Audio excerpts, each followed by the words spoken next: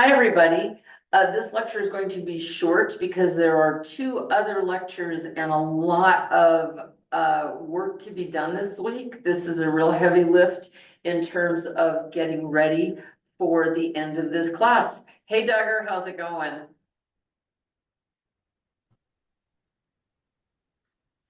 Duggar, I was just saying, hey there. Hey, I was just saying, I'm gonna do a short lecture because I've got everything put up on Moodle.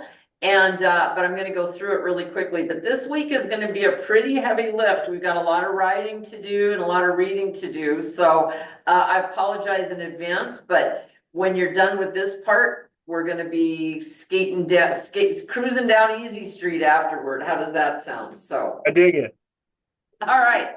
So what we're working on this week, or what we're going to be working on, is getting ready to write our paper. And I've gone through everybody's topics, and everybody is definitely on the right track. So that is really great because sometimes that is not the case.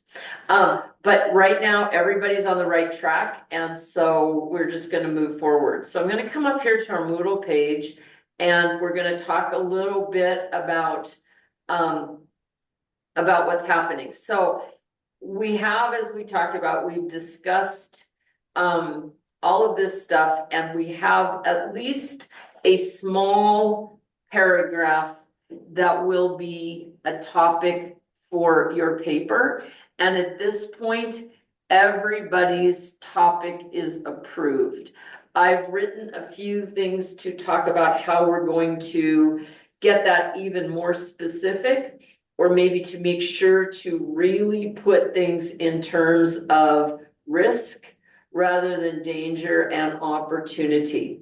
So when I was going through the discussion board, there were a couple of people who had discussed the idea of danger, risk, and opportunity. And we had basically discussed about the idea of what the difference is between those things. And also, they're not really a spectrum, and I'm going to have to change the paper I wrote because I wrote it like it looked like a spectrum, and then underneath it I described, well, it's not really a spectrum. So I'm going to go back and redo that. But for now, the thing to remember is this: danger is something you want to avoid, or in the case it's where all the outcomes are negative, and so you either need to quit doing it or you need to mitigate the danger to lessen it. So an example of a danger that we mitigate would be if they had approached the Ford Pinto in the correct way, which is you have an exploding gas tank because it's not shielded.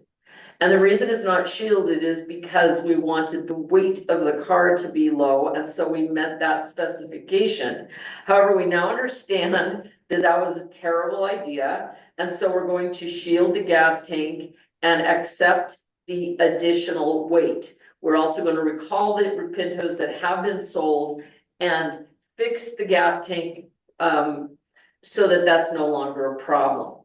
So in other words, there's no upside to an exploding car. All you're trying to do is to make it so that at least in these situations that are common, you're not going to see the bad side of the outcome. So you're going to make the bad outcomes as seldom as you can by taking definitive action of some sort.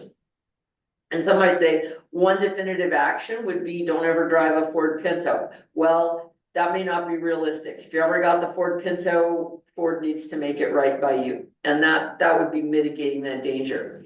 Opportunity, I thought this was really interesting. If you watch the videos, Warren Buffett said, a missed opportunity is something you never see on the balance sheet. And I just thought that was so interesting because it's really true. You have a company and it's not growing at the same rate as you wish it was, or something along those lines. It's because you have missed some sort of an opportunity. It could be because you've missed some sort of an opportunity. So when you see an opportunity, you want to seize it. as opposed to mitigating danger. But risk is something different. Risk is something where the outcome is unknown, but the outcome could be good or it could be bad. And you need to manage that. For example, if you had a car, not the exploding Pinto, but if you had a car with a minor problem, you might manage that risk by offering people that bought that car a small device to help change that particular risk. But if it's going to cause death, that's not really a risk, that's really a danger. So having said that, so we really have to focus in on this idea of risk. And I think that if you look at the paper that I had put together here for danger, risk, or opportunity, I think this really affords us a way of thinking about it. And we don't even really have to think too much about dangers and opportunity, but we do need to think about that definition of risk and make sure that what we're writing about is indeed a risk. Okay, so here's the piece that we're going to be working with as we proceed. Risk assessment requires distinguishing danger, risk, and opportunity from each other in the pursuit of a goal. So what is a goal? Well, it's not a dream, it's not a pipe dream. A goal is specific and clear, something leading toward whatever success you are trying to reach. Has to be consistent with all laws and regulations. A goal has to be realistic, or else it's just a dream, and it has to reflect the skill that define your institution or reflect your core competencies. So in other words, you can't really create a car, for example, that is a toaster oven, because they're not the same thing. Okay, that's a ridiculous statement, but I'm just making a point. So we want to make sure to understand danger is not a risk, opportunity is not a risk. Risk is a two-sided uncertainty, and the amount of appropriate risk should be determined based on your goals.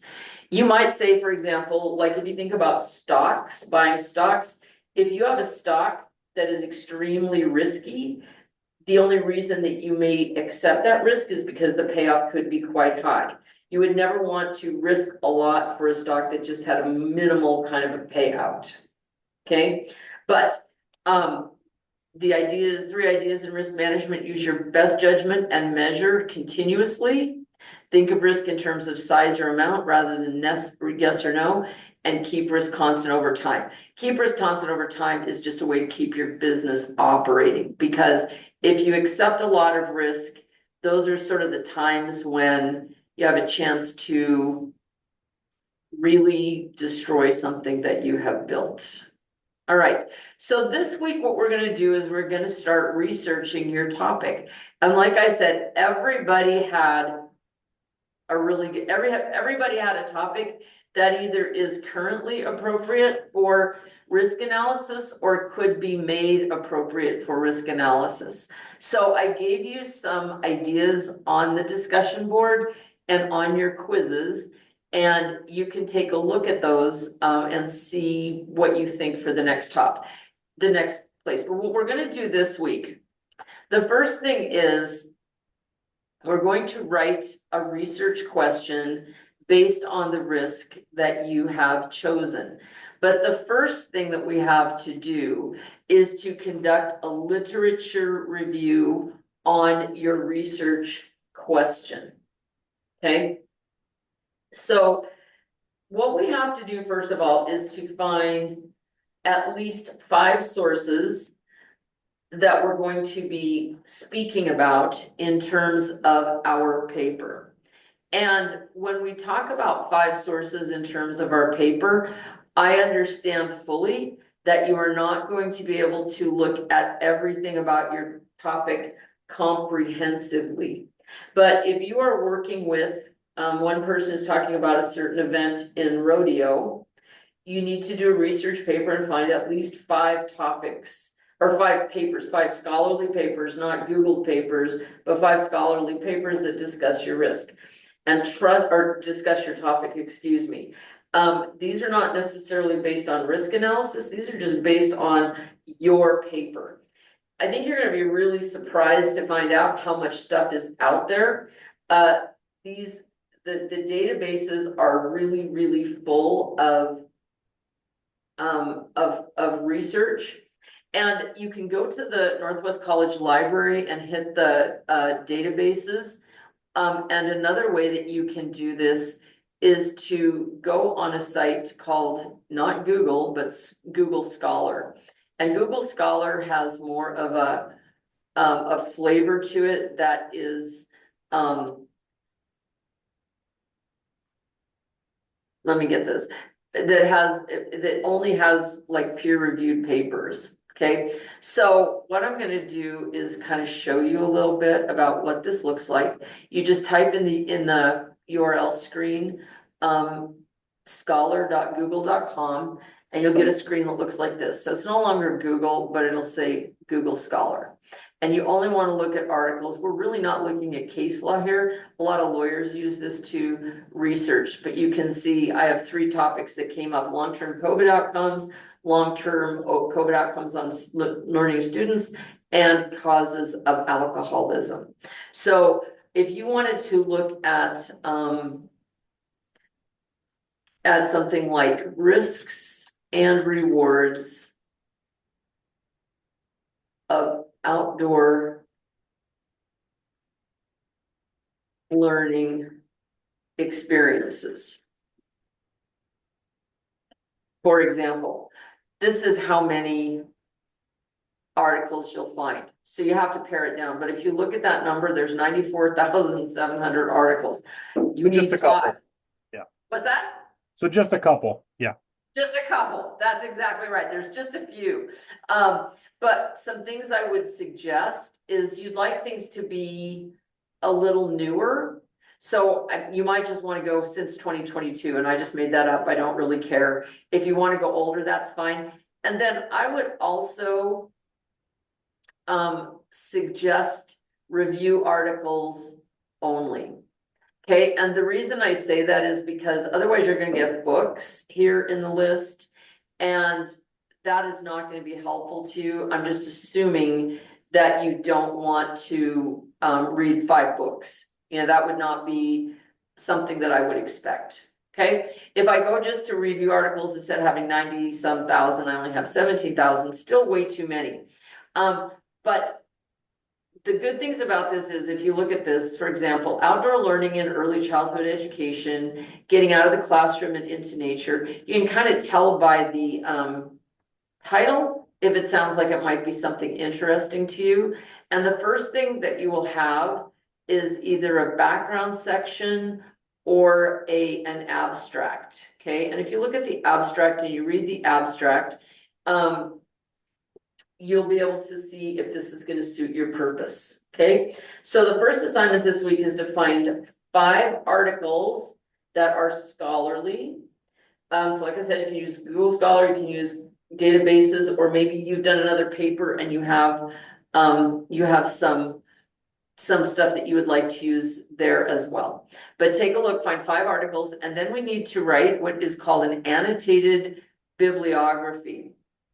What an annotated bibliography means is that you are going to have 5 articles, and you're going to have 3 of them that will have a paragraph that describes what the article is about. So here is one. This is an example of an annotated bibliography. And this is one that I had written a while ago. This is an APA format, and APA has changed a little bit. I'm not sure that it has the hanging indent anymore, but the style guide is available. You want to go to APA 6. But basically, if you look at this, we have the citation, which you also have a citation generator in Google Scholar. So it will generate that citation for you. You need to check it and make sure it's perfect, because there are generally some flaws. And you might have heard this, the internet might lie to you. So you definitely need to make sure that what it generates for you is correct. But here's an article from 2015 entitled "Motivating K-12 Students Learning Fundamental Computer Science Concepts with the App Inventor." Okay, then so the next thing, so this is the citation, and then underneath it, I've just written a paragraph. This is not the abstract, but I've written a paragraph on my own describing what this app is about. So for this week, you need to have 5 resources, and they need to be cited properly, but only 3 of them have to have a paragraph. You'll have to know about these, all of them, that you're going to be writing your paper on, but you don't have to write a paragraph on each one, just in the interest of time. Just 3 of them, write a paragraph, and you'll be good to go. Okay, so that's the writing assignment. And the other piece is really spend some time thinking about what you want to write about. So in other words, you may click through 50 articles before you find the 5 that you like. Because if you have 5 things that are really far apart from each other, you're gonna have a really hard time pulling them together. So even though it just says annotated bibliography, and it doesn't really tell you how to choose the articles, keep in mind what your paper is going to be about and pick 5 articles that are going to help you write that paper from a point of view of risk analysis. So when we get done with the annotated bibliography, we'll be writing a little bit more about the paper itself. However, the annotated bibliography will become a reference page in your final paper. So in other words, the final document that we're going to produce for this class is a document that cites all that just discusses everything that we have talked about so far. You're going to create a research question. You may use the introduction that you wrote about a personal experience. And that may be the introduction to your paper. We're going to have different sections, but one of the sections is going to be literature review, and one of the sections at the end is the references. So the annotated bibliography will become your reference section. Now here I have many more. As you can see, I just put up the A's and the B's, and I have 10 or 11 articles here. You're just going to have a total of 5, but it's going to look like this. And then also those 5 articles are what you're going to discuss in your literature review, which will come later on. But so what we're doing this week is some real foundational work to getting our paper written, which is the purpose of this whole class. That's where all the fun is going to occur, and where you're going to get the most bang for your buck. So what I'm really trying to do is to step you through this in a way that is not going to that's not going to leave you with work that didn't work toward the end goal. All right. So when you think about your end goal, and you think about writing a paper about the experience that you at least wrote your research question about, maybe wrote the introduction about, we have to think about it in terms of risk. The level of effect a particular risk will have on a project. So for example, outdoor learning, what is the impact of outdoor learning? That could be a question you could ask Google Scholar. What is the impact of outdoor learning on freshmen and sophomores in college? Something like that. Yeah. Let's see, the probability, the likelihood of an occurrence of risk. How likely is it that everybody will have a great time? I'm making this up. How likely is it someone's going to get hurt a little bit? And how much is it likely that someone's going to get hurt critically? You know, that sort of thing. A risk appetite. Well, all right. So Duggar, you probably know from working with 18 and 19-year-olds that you're the one who has to set the risk appetite, because 18 and 19-year-olds are not particularly risk averse, I would say. Yep. They sort of overjudge, right? They think things are gonna be a lot better than they are. Would you say that's generally true? They think they're invincible. Invincible, that's exactly right. So sometimes the risk appetite has to be, and that might be an interesting source. As a activities director, you may have to mitigate, you may have to consider their invincibility, their thoughts of invincibility, and weigh that against what could actually happen. Okay, so then a risk tolerance, a quantitative, measurable, specific expression.